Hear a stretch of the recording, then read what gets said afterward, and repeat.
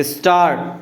before the trial court and filed separate applications under Order 37, Rule 3 of the Code of Civil Procedure for permission to defend the suit full stop. The defendant's applications were based on a number of grounds, but we may only advert to the one that seems to have weighed with High Court full stop. It was contended on behalf of the respondents that since the plaintiff appellant had got a promissory note executed in its favor by the borrower defendant number 1 and had further made the borrower create an equitable mortgage in its favor by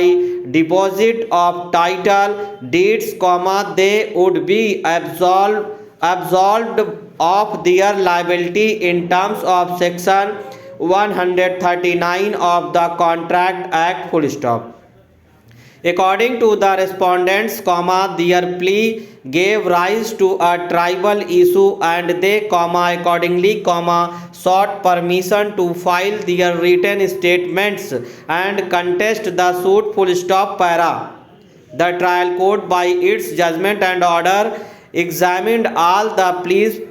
including the one based on section 139 of the Contract Act, and found and held that none of the pleas raised by the defendants gave rise to any substantial defense against the claim of the plaintiff full stop. Accordingly, it dismissed the petitions filed by the defendants, respondents by the order dated, and proceeded to decree the suit of the appellant, plaintiff for a sum of rupees 4 lakh along with cost and expense and future interest at the rate of 10% per annum on the decreal amount from the date of filing of the suit till the date of realization full stop. In appeal, the Delhi High Court, as noted above, set aside the order and decree passed by the trial court and directed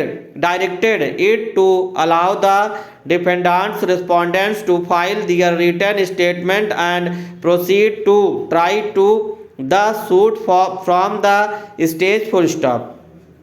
The High Court noted that relying upon section 139 of the Contract Act, a contention was raised by the respondents that for recovery of its loan from defendant number 1,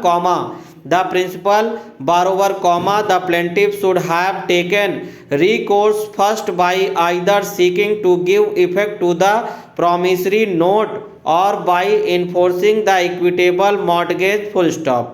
Neither of these remedies which were open to the plaintiff were taken recourse to, and the recovery was sought to be made straightway from the appellant's full stop. The High Court further held that the trial judge fell into error in holding that section 139 of the Contract Act had no application to the facts of the case,